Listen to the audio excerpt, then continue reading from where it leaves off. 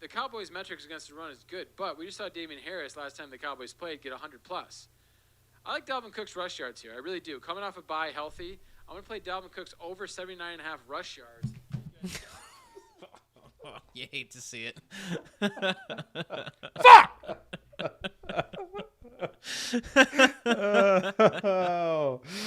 Hopefully I can clip that out for the podcast.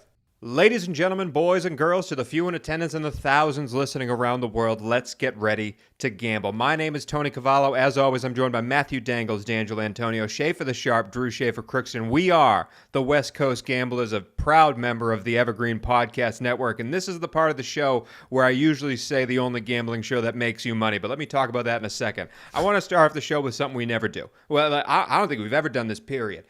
And I would like to issue a retraction.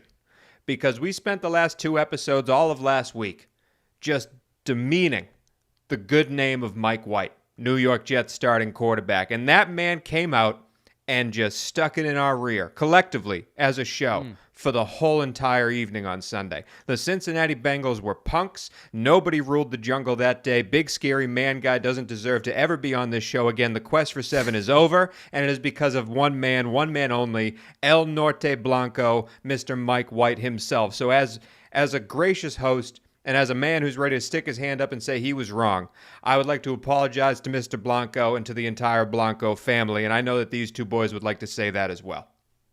Sorry, Mike. I would actually, I would actually also like to apologize to Mr. Mike White, and I think the Jets actually might apologize to Mr. Mike White for drafting Mr. Wilson in front of Mr. White. I think that was the most alarming thing of the day I saw. But hey, in all seriousness, guys, we'll get to this later. But the one singular bet I won on Sunday was Mike White's pass attempts over, because I did read through some trusted sources that this guy likes to throw it, and not only did he throw it, he caught it, and couldn't have been more impressed with this dude's demeanor. Generally happy for him, and great job, El Norte Blanco. Killed it. I mean, the Jets go out and draft the Mormon Manziel, as he's been called many times on this show, at number 2 overall. Zach Wilson's supposed to be, the next great thing to take this franchise out of the doldrums.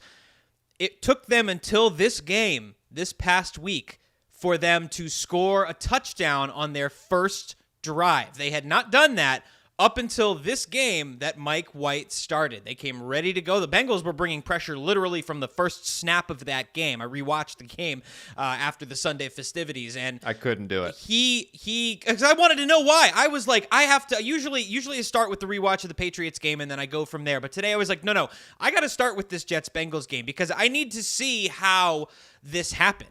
And the Jets were just ready from the very first snap. He was ready to face that pressure. The first 5 plays or so they ran from scrimmage ended up being, it wasn't pretty, but they were like screens, and they dumped off to running backs and wide receivers who made, got yak, made moves in space. He was throwing deep too. He was making all the throws. He was doing, and I'm saying he was doing it all. They were ready, and they were ready to be underestimated, and I think that helped them in getting that victory yesterday. But I'm still bitter because they screwed my 10.5-point Brinks truck spread. So we apologize as a show. We will not be calling you any more names in disgust, but rather in celebration, El Norte Blanco, because you will be starting the Thursday night game, and we will be betting on that game in the next episode. But today's episode is a lot of fun. We have the Gravestones segment. We have a Dr. Dangles segment where Dangles has to do some work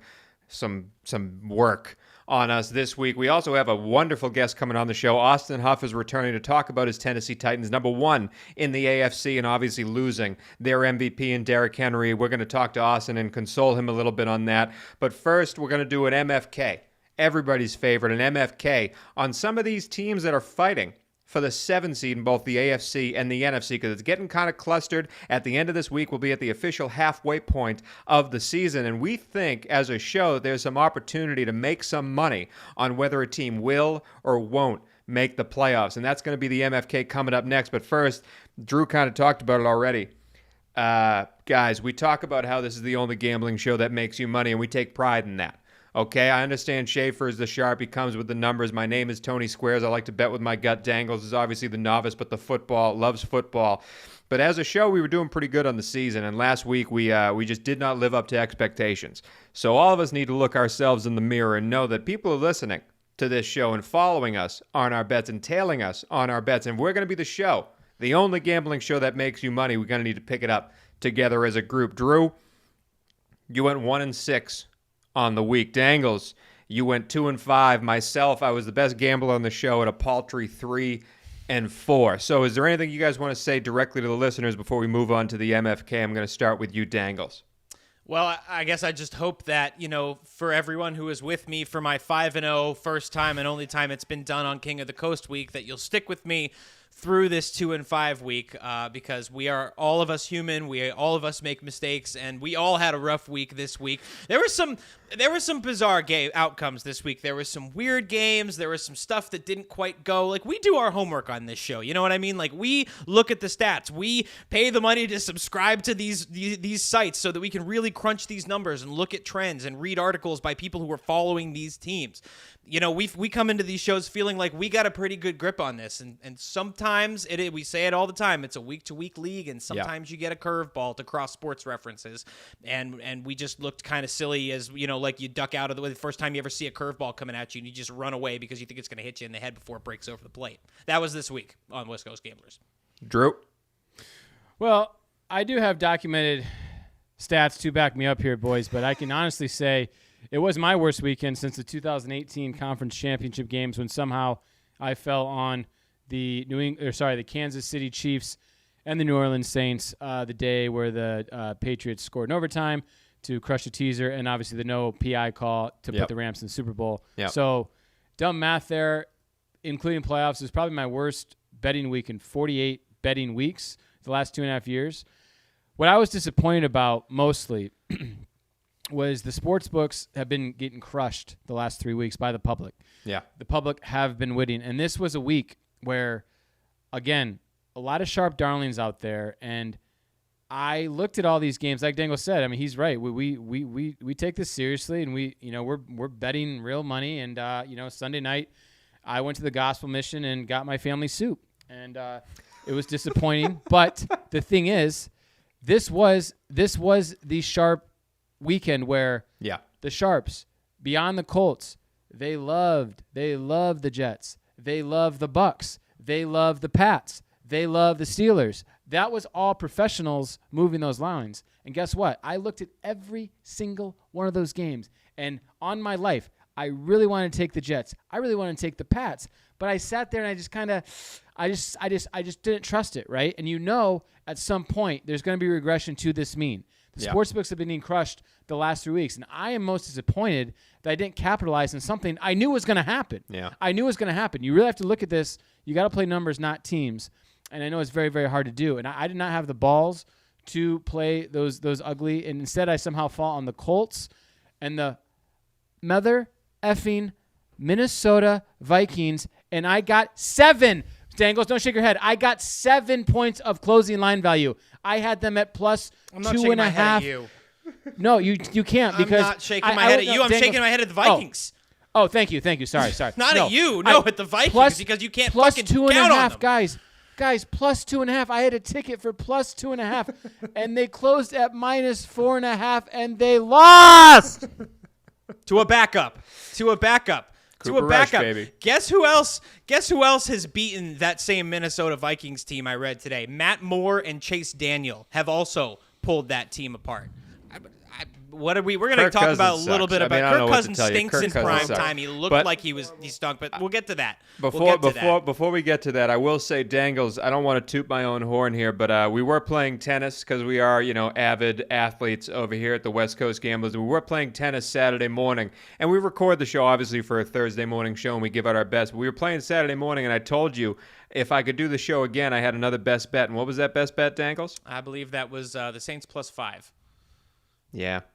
Hey, you got to play with what you got, but I promise you, the listeners, the watchers. If only you'd have made it on the show and it wasn't an afterthought. The listeners and the watchers at home, I promise you this. The three of us are angry.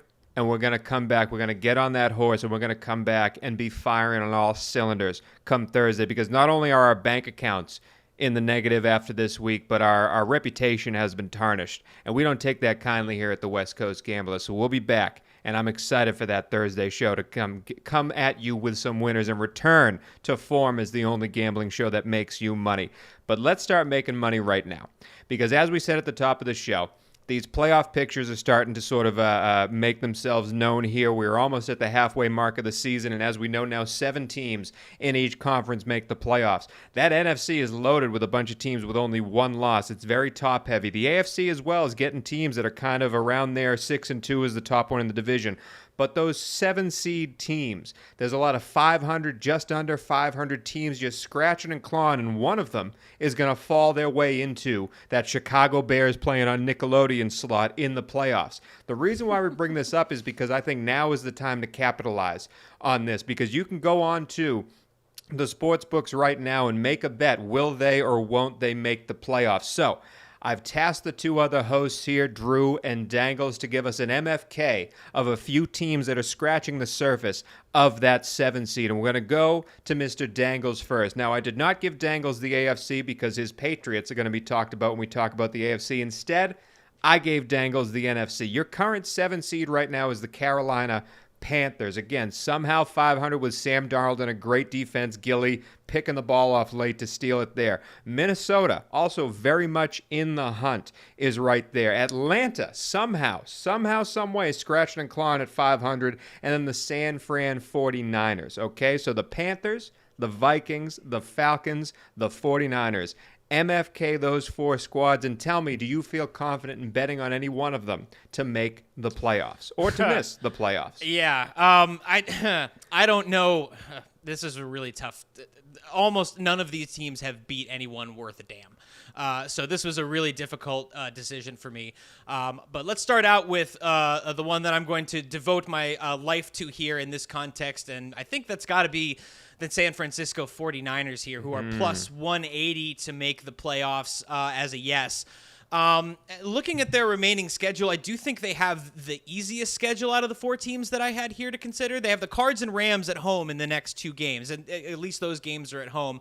But in-division games are always tough. And then the next 7 games after that, in between the final week of the season when they have to go to L.A., those are all winnable games for them. So just looking at them and comparing them to a couple of the other teams that I'm going to talk about here, I think they have the easiest path to a potential 9-8 season. Maybe 10-7 if they get lucky. And I think they're also the best coach team out of the group of folks that I'm talking about here. So I'm marrying the San Francisco 49ers.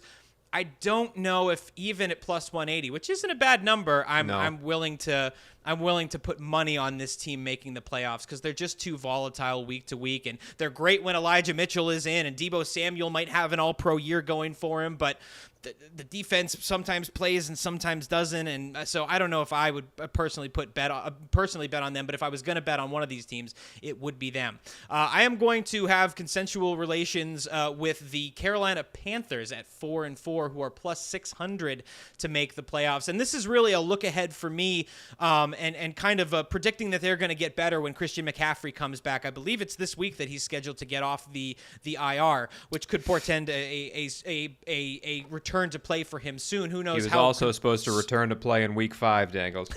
He was, but I'm just saying this is where we're at right now. Like, maybe he does, maybe he doesn't. I don't know if the Panthers are going to kind of put the brakes on him and not rush him back, or if they want to get him out there because they see they still have a path to the playoffs. What troubles me is the last 4 weeks of the Panthers' schedule: at the Bills versus the Bucks, at the Saints, at the Bucks. 3 of those 4 on the road. Those are 4 tough games for them, and I'm just not sure. I'm convinced that this admittedly well-coached Matt Rule and Joe Brady squad has the gumption with Sam Darnold at cornerback to pull out those important wins at the end of the season. And I'm fucking killing the Minnesota Vikings. I don't even need to talk about this at 3-4. Thank you, I have Dangles. no idea what to think of this team. At least the Panthers have a good excuse for stinking right now. They can be like, just blame it on Christian McCaffrey not being there. The Vikings seem pretty healthy. Dalvin Cook is there. Thielen is there. Jefferson is there. They still stink. They still can't beat a quarterback. This is a poorly coached team. Mike Zimmer should be fired. I'm over. Mike the Zimmer Vikings. drinks I'm his done own with pee. it. 3-4. go. I don't know. Go away, Listen, Minnesota. so I like everything you said, and I agree with all those points. I will say I think out of all those 4 teams, I think Carolina has the singular best unit in their defense, but that schedule is really, really tough. And you take in San Fran, who with the 4 teams I gave you is plus 180. They're the lowest odds to make the playoffs. But there's one team that I didn't give you in here, and this is on me. But the news came out early today that the pin is out of Russell Wilson's finger. And that might mean he comes back to play. Now, Seattle still has a terrible defense. Seattle still has a Chris Carson injury. But Geno Smith did beat the pants off of the Jaguars, who, that was one of Drew's bets that he lost. Seattle did win that game. And Seattle is 3-5. Carolina right now, the 7th seed, is 4-4. So Seattle is not in any way, shape, or form out of this race. But that's enough about the NFC. Dangles is telling you his money is on the 49ers at plus 180 to make the playoffs as that 7 seed. Drew, you have the AFC. Now, the AFC's ugly. Okay, all these teams right now, I couldn't tell you what they're going to do week to week. Could not tell you. So I'm excited to see where the sharp goes. You'll be surprised to learn that the 6 seed right now and the 7 seed both have a 4-3 record. That's the Pittsburgh Steelers and the Los Angeles Chargers. Right outside at 4-4, those New England Patriots who just beat the Chargers. And goddamn, Mac Jones, man, I have no idea what I'm going to get out of that offense, but they will show up almost every week. The Cleveland Browns, 4-4, Baker with that torn labrum, and the Denver Broncos, your favorite team, is also 4-4 as the 10 seed. So Pittsburgh, Chargers, Denver, New England, Cleveland, 2 of those guys in the front row seat to make the playoffs. Marry, fuck, kill out of those 5. Well, Squares, you gave me the AFC to kind of avoid the Dangles bias here in the AFC, but I don't know if you have eyes, you watch football, you know anything about football, how you're not marrying the New England Patriots. I mean, they are clearly a better team than 4-4, and you guys laugh. I know we have some equity in Mac Jones Rookie of the Year, but I'm not laughing. Let me tell you something, boys. No. Tony kind of, Jamar Chase. Listen, this is a half season away from the Patriots rising and the Bengals falling, and that ticket will be ours. I like Mac. I like that defense. I like Damien Harris, and obviously they have the GOAT on the sideline. So clearly, I'm gonna hitch my wagon to the Patriots. Plus 120 to make the playoffs. Yep. Well, I have their over win, so I'm already invested in that.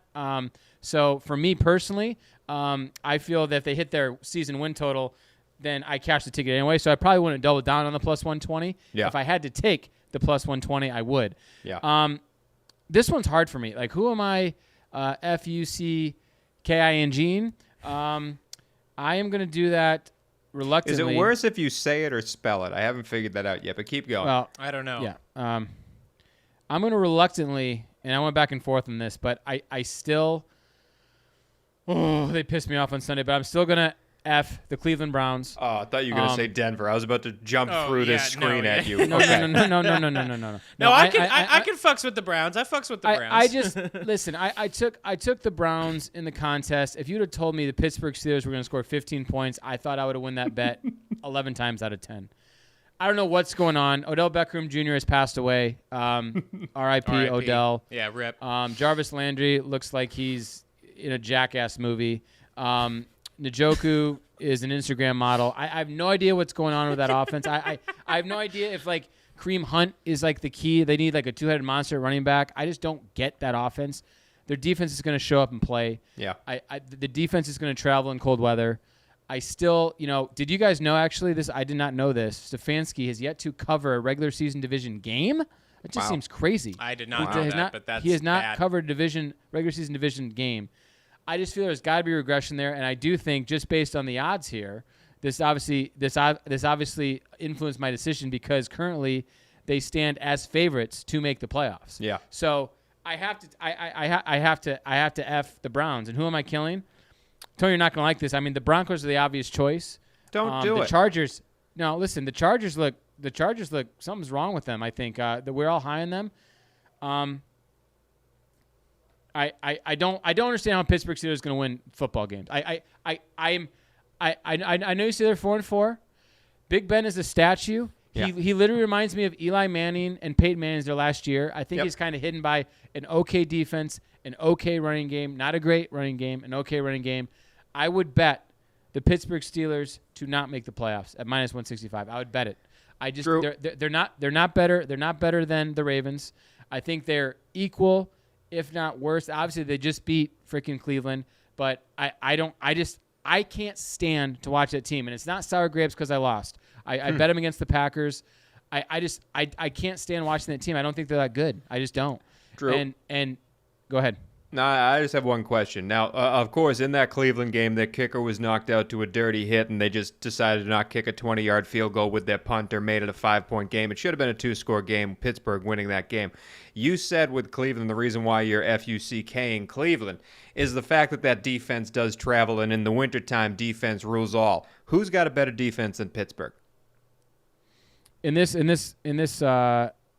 scenario, Cleveland. Cleveland's got a better defense than Pittsburgh. They just held Cleveland to 10 points. And the Pittsburgh offense has been miserable all year, and they scored 15, not much better. But they held Cleveland, who scored 40-something on the Chargers, to 10 points. They made Jarvis Landry look like a whatever you said, an idiot, a jackass movie. They made Odell Beckham. They killed him. R.I.P., rest in peace, Odell. I'm just saying, you can't count a good defense out. You can't count a good coach teams out. I hear you on the offensive stuff. I hear you. And I've been talking about this all year. Pittsburgh is making the playoffs. That was my plus money bet, my best bet to start off this season before all these games kicked off. That defense fucks, man. That defense fucks. So if you're going to kill them over killing the awful Broncos, the Broncos who had 12,000 people just not show up for the game on Sunday, nobody cares. They just traded Von Miller away for chump change. But okay, we'll kill the Pittsburgh Steelers. I get it. That's fine. I think you're still a little bit angry about the Michigan game. It's clouding your judgment a little bit, but I don't want to bring up any sour grapes. Instead, it's time to now talk about the sour grapes in an open forum with a doctor on our side. It is time now for Dr. Dangles, and that is coming up next.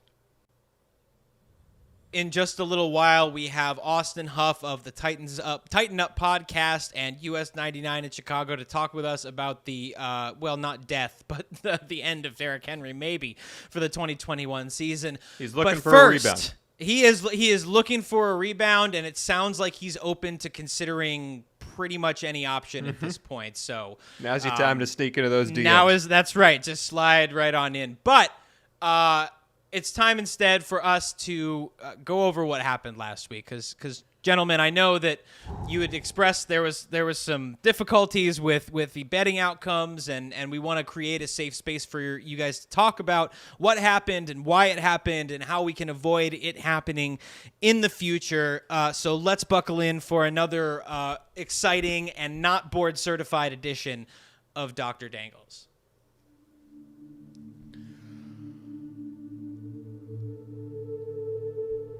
All opinions given during this segment are the opinions of somebody without a medical degree and should not be taken seriously. So, gentlemen, how did we do this week? Doctor, I'd like to go first. Okay. Yeah, so me and Squares are here together again as a unit. And, for lack of a better term, I personally, and Tony, but more so the Sharp, it's hard for me to say it. We sucked really, really bad. And now I feel usually my handicaps are extremely hard in knowledge, and I feel my handicaps were flaccid. And I also feel I'm having a hard time. I'm looking at the board next week, and I'm having a hard time getting up. Low energy, not feeling your normal sort of vitality. Short of breath. What about confidence. You, Tony Squares? I mean, yeah, it's a little bit personal, but as I said, I was looking at the board for next week and just trying to decide what I should do for some of these games and trying to get myself up for this. Every now and again you're put on to perform, and I was trying to get myself up, and I just couldn't stop thinking about the 44 points that the Eagles scored against the Lions that I had as a plus 3.5 as my 2-point side here, and it just kind of all went away. I don't know if it's in my mind or in my head, but just it's like a low T level. I just don't feel like I can perform to my capabilities, and I'm only 32. Like, this shouldn't be happening yet, and I feel kind of embarrassed to say anything about it. But yeah, I just don't know if you have anything for that. I think there might be something on the market for that. For if you're feeling low energy, if you're feeling, maybe low B, the kind of low bet. Softer than a mouse. Softer than a mouse. Cialis for bettors could help you. Potentially. There is product on the market. Cialis for Bettors is not approved by the FDA and should not be used by anyone, but it could help you in improving your bets. I am not receiving any financial compensation in any way from any organization for recommending this. I'm doing it solely from this is completely and totally the best way to do it. But you should seek medical attention immediately if you experience leaning towards betting for the Vikings for longer than 4 hours. I would immediately recommend you seek medical. Let me write that down. Please do write this down because it's very, very important. You could suffer irreversible damage if you consider for longer than 4 hours betting on the Vikings ever again. Okay. Well, I mean, if you're ready to write us a prescription. Yeah. I'll send you home with prescriptions. You might want to consult with your various partners, significant others, and let them know about it as well, so that they know what to expect next time and maybe consult with each other about how you feel about the other one using it. But Tony, ask your left hand for permission. I don't know about you, Drew, but help. I've done my own research on the project. I'm ready to go. Yeah, I'm subscribed. Prescribed. Cialis For bettors. Cialis for bettors. And that's all the time we have this week. That is our time, gentlemen. Thank you for coming and being so open. I know this was challenging. This is not an issue that's easy for any gambler to talk about. And that's why they have this kind of medication so that we can help you. So thank you for coming with open minds and open hearts. This has been Dr. Dangles. Up next, Austin Huff. Very happy to have our guest on today. He is a returning one. You may have heard him during our MFK seasonal preview of the AFC South talking at length about how good his Tennessee Titans would be. And hey, he was correct because right now they stand at the number 1 seed in the entire AFC. But as we know, this injury news brings up a lot of questions, and he's here to answer them. You can hear him on US 99 Chicago in the mornings on the Melissa and Austin show. He also has the Titans Up Pod and started KorkedBats.com, a very funny sports blog website. And we're very happy to have him on the show today. So happy that we're going to have a contest with this interview. For every 25 downloads this podcast gets, we will make the tears streaming down his face larger. So please welcome back to the show, Mr. Austin Huff. Welcome back, sir. Oh, West Coast Gamblers, my guys. How are you guys? You doing well? Doing great, man. We're doing Excited okay. to have you. Probably. We're doing my question okay. is, how are you? How are you doing? Because I'm, judging by reading some of the posts on the blog. I mean, you wrote a long and in-depth article about your feelings on this, and I'm personally wondering where you are in the 7 stages of NFL grief. I'd given the time of day peg you somewhere between the anger and like unhinged laughter stage. Yes. It's unhinged laughter, and I'm getting ready to get to that point in the 7 stages of NFL grief to call into my local radio show. Like that's where I'm at. Like it's really tough, guys, and it's oh my gosh, like I'm really sad. Like I'll put it this way. On a Monday night, obviously, like I work a morning show, so Yep. I go to bed. I say fairly early. I go to bed around 11 o'clock at night. But I rarely drink on a weeknight. I already have down like a 2-finger glass of whiskey. There we go. That kind of day. It is. I was just like, you know what? It's been a long day. It's been tough. And because it's not just that the Titans lost their best player, but Korked Bats, the blog you were talking about, like that I run, it is, we peg ourselves as the number 1 Derrick Henry fan site on the internet. And when you hitch your wagons to a horse, albeit probably the strongest horse that any of us have ever seen. Good horse. It's a very good horse. That a horse that has only missed up until Sunday, this upcoming Sunday, has only missed 1 game in his entire career. Yep. It's tough. It's tough when like, okay, we're gonna have to find another mode of transportation to get us through at least for the next 6 to 10 weeks. Well, that is the silver lining that I saw in this, because you guys are 6-2. You do have a bunch of tiebreaker wins over the Bills, over the Chiefs. You've beaten up on the Colts, which are the only competitor in your division. You're seemingly okay unless the tires fall off the car there. You're seemingly going to make the playoffs. And at that point, your man could come back. So I am excited. Do you have any silver lining in that regard, that you're not playing for November and December, you're playing for February? Right. Well, I will say you like the fact that you said unless the tires fall off. Well, today 2 of the tires fell off with Derrick Henry. The other 2 tires are Julio Jones and AJ Brown. If God forbid anything happens to them, then yeah, we could be looking at a disaster situation and the Colts could sneak their way in. I will say the win on Sunday means all that much more now. The win against the Colts and beating them twice, they would have to go. Let's say the Titans win 4 games the rest of the season.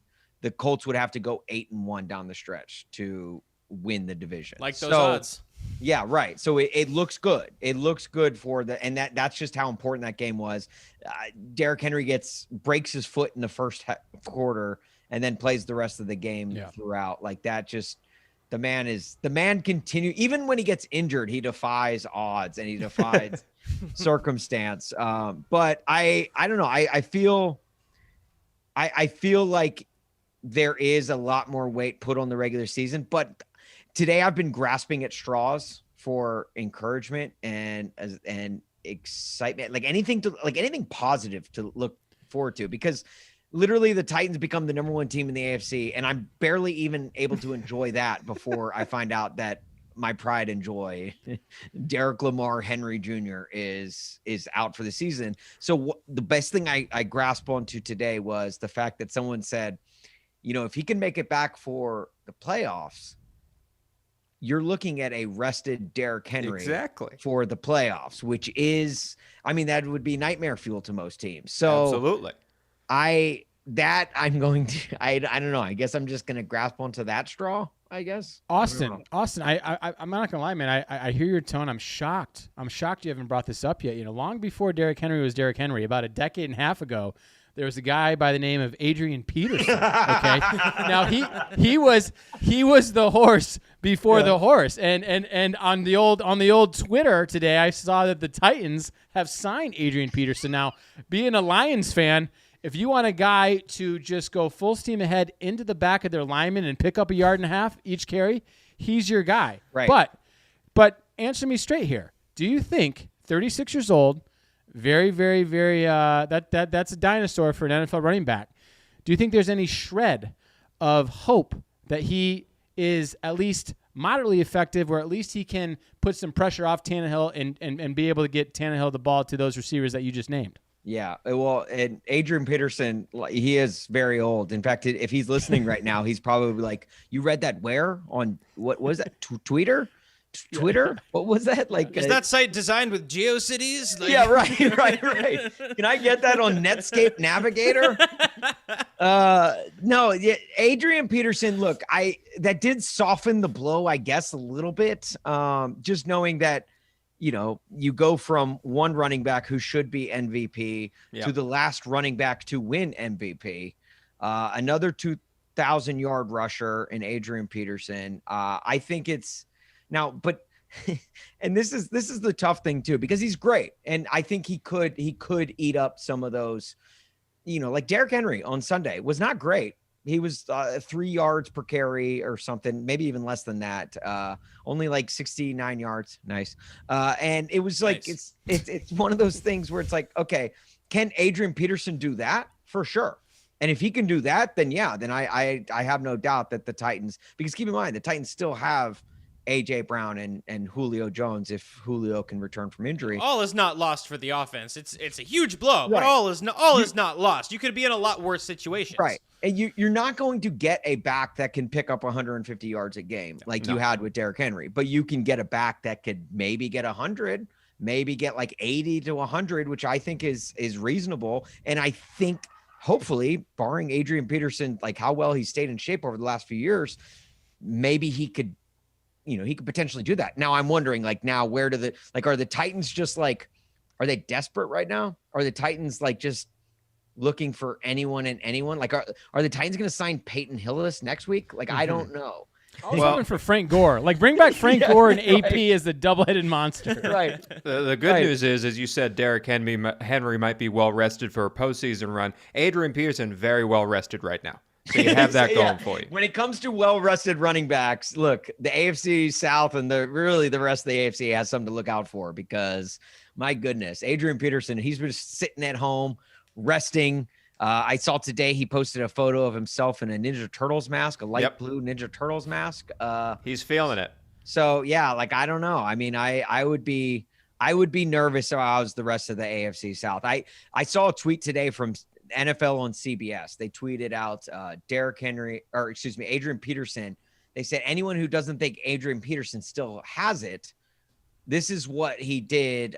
This was a run he did. And they posted a photo of his 90-yard touchdown run against the Philadelphia Eagles on Monday Night Football. And then they also included in that same tweet that said, this was less than 3 years ago. It's like, thank you, NFL on CBS. yeah, you don't make me feel any better. Less NFL than 3 years No. ago. It's only been almost 1,000 days. It's fine. The average NFL career is 3.3 years. All right. Yeah. 3 years ago, people were eating Tide Pods. 3 years ago, Mason Ramsey had a career. He was a thing. He had a career and then ended his career 3 years We were ago. debating whether a dress was blue or gold. Like, Right, exactly. Laurel This is and a long Yanni time was ago. literally 3 years ago. So you're not saying much there, NFL and CBS. If anything, you're hurting Adrian Peterson's argument by tweeting that out. Well, They should just take his Oklahoma highlight reel for shits and giggles. yeah, right, at that right. point. This happened less than a decade ago, you know? 15 years ago. 15. Mark Sanchez was the Redskins and they were the Redskins at the time, so I can still say that, was the Redskins quarterback at the time of that run. Like, that should tell you everything you need to know. Derrick Henry and Adrian Peterson aside, though, that team has done so much more than Derrick Henry. There's a reason they're 6-2, and it's not all on his back. A lot of it is, but it's not all on his back. As you said, A.J. Brown and Julio Jones, that defense also has won you some games, or at least I should say kept you in some games against big offenses. So you have to feel good about the team as a whole. Yeah, and we said last year on our Tighten Up podcast, we said it all the time. We said, this is a team that had a top 3 offense in the NFL last year. They were number 1 for most of the season last year with their offense. Obviously, Derrick Henry's 2,000-yard season was a big part of that, but that was with A.J. Brown and Corey Davis. Yep. Then you upgrade Corey Davis to a Julio Jones. So you're like, okay, now all you need is if this defense – that defense last year, they were like 31st, 32nd in the league in a lot of categories. If they could cut that in half, if they could be like even just 15th ranked, which still isn't great, but it's mediocre. If they could be mediocre, this team could be great. And I think that defense, I mean, to Mike Vrabel and the entire staff's credit, that defense has improved. They're still not amazing, but they've got a pass rush again. Harold Landry is 2nd in the NFL in sacks. 14th in the league, according to PFF right now. There you go. So like this defense has improved, and that's really with an offense as great as the Titans had last year, and one that they've proven to have this year.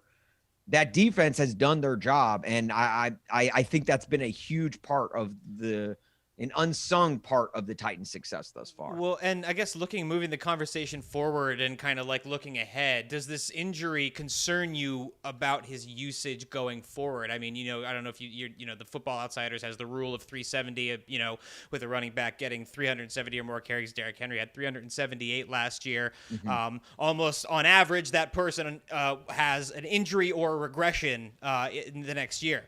We're seeing that play out here. I mean, are you worried about what this could portend for his usage long term? Because this did kind of shake out exactly how it's often prophesized. I've heard that a lot about his usage, and that there's been a lot of people dancing on the grave of Derrick Henry today of like, oh, I told you. Which I don't intend to do. That's not what I'm. You know what I mean? I love him. I'm sad for Titans fans that this is happening. And I'm not referring to you or anything. Like I've just heard a lot of that today from just national media and everything. A lot of, we told you, we knew it. This is what has happened, which is funny because it's like people have been saying this take for 3 years now, and Derrick Henry's been overused now.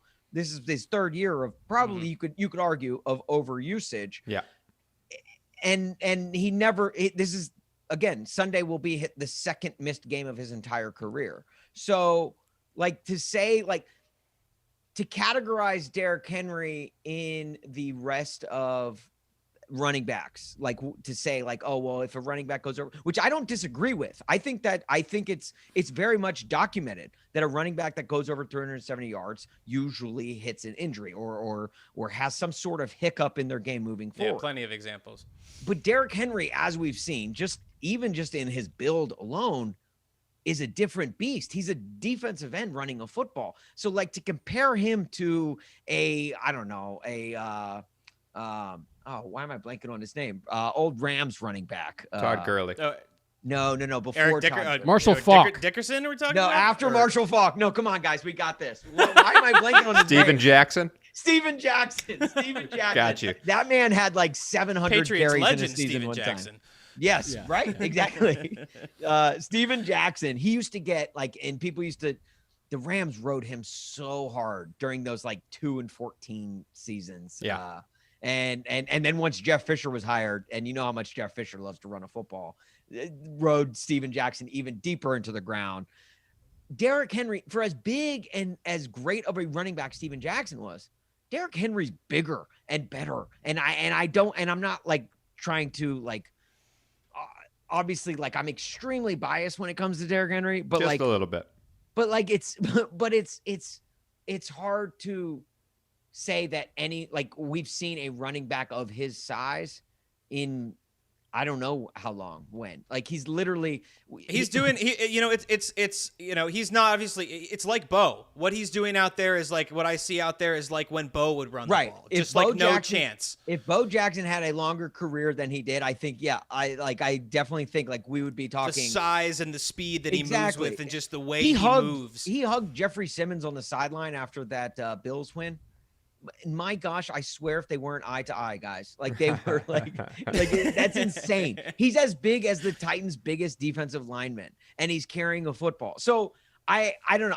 I'm hard pressed to think that there is a lot of people the end, or that he's never going to be the same again. Like I told you so. It's because he's got so many carries. It's like, No. Okay. Nonsense. If it's been 3 years since he went down with an injury after being overused the last 2 seasons, sure, yeah, maybe you can say it's all of it combined, but I don't know. This dude he's built differently. He works out differently. He's not like your regular Dion Lewis of a running back, he's not, he's just not. Well, I'm kind of against the 270 rule as well, because a guy like Miles Sanders, who wasn't used at all this year in Philadelphia, anytime one of these guys can turn an ankle and get injured and he's out for the year. But sure, I do have to say, because now we're releasing this show a couple of hours from now, if you're listening to it in the morning, is the trade deadline for the NFL. Some teams are buyers, some teams are sellers. Usually there's not a lot of movement, but the Titans are definitely putting stuff in for this year, and they want to win right now with the record that they have, the team that they have. The way it's constructed. So we just saw Von Miller go to the Rams. The Rams don't have a draft pick for the next 17 years now, but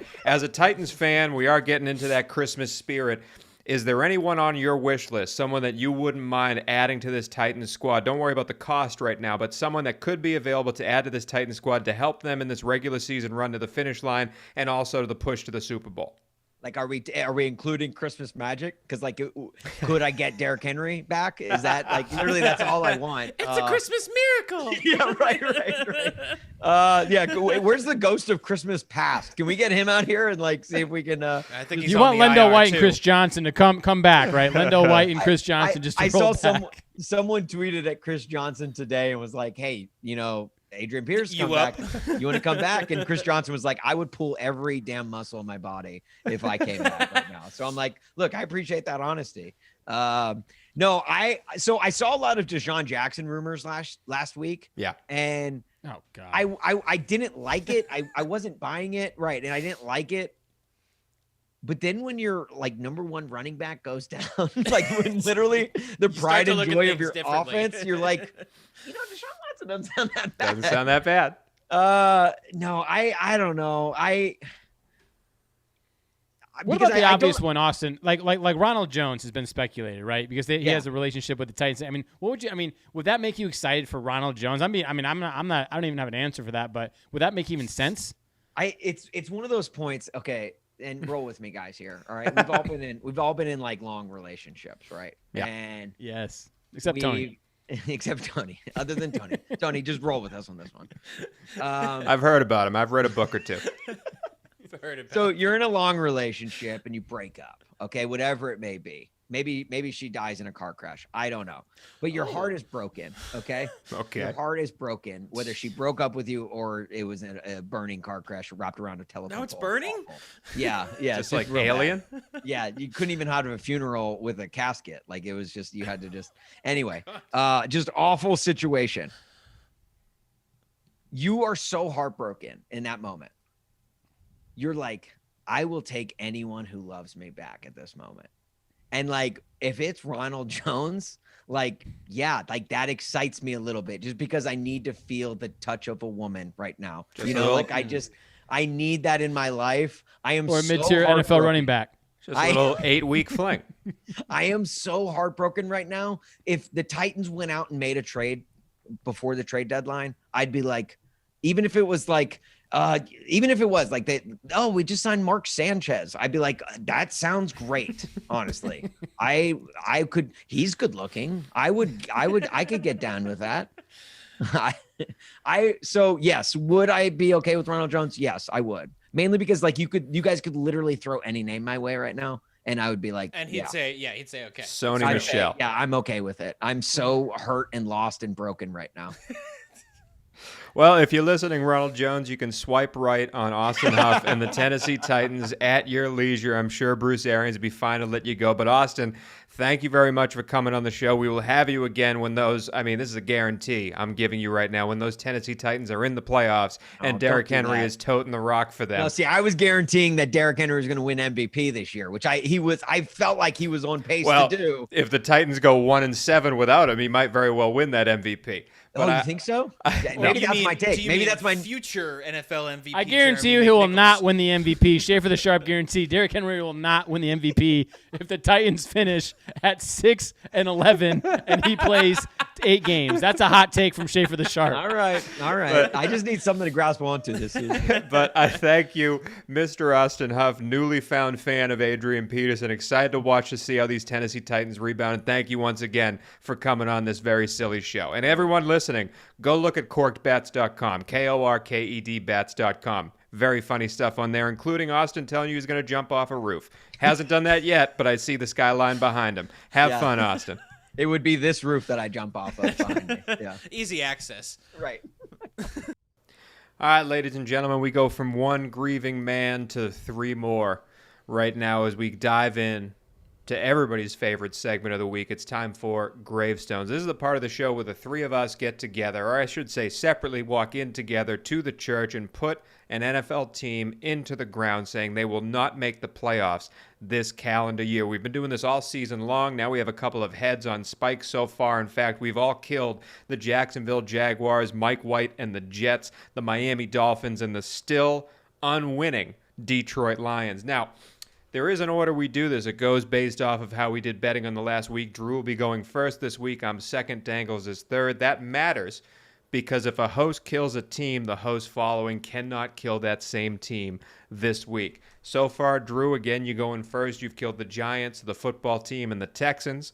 Myself, I've killed those Giants, the Bears, and the Philadelphia Eagles. Dangles, you have killed the Texans, the Broncos, and the Eagles. But now, no more time to talk. It's time to solemnly step into the holy place, put our heads down, press play on that great music. It is time for Gravestones. Well, gents, somehow I have the luxury of leading off after a sparkling 1-6 week on this beloved program that I'm so proud of, a 1-4 week in Circa, and a 2-3 week in the Westgate. Feeling pretty down on myself, but however, not as down the deep South feeling in my heart that Chicago Bears fans must have. The last time I gave a eulogy, we had our dear friend of the program, Thomas T.J. Wortham, in studio at an undisclosed location, not professionally, of course. And I said you could flush the Trubisky MVP tickets down the potty, and today I'll say you can take any Bears playoff hopes, dreams, wishes. Nagy's job, Pace's job, Fields' future, swirling down the potty forever. Good night, Chicago Bears, the kitties of the Midway. R.I.P. This week, I looked long and hard at a team that, as I said earlier on this show, had 12,000 people, paying ticket holders, just not show up for their game. But I did some research, and this is thanks to Peter King. Out of the entire league, no NFL team is below 80% stadium capacity, except for one, a team that's all the way at 63% home capacity.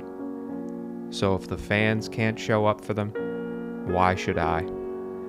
Dan Snyder, you are a joke of a man, and your team is not making the playoffs. Good night, Washington football team. Get yourself a goddamn mascot.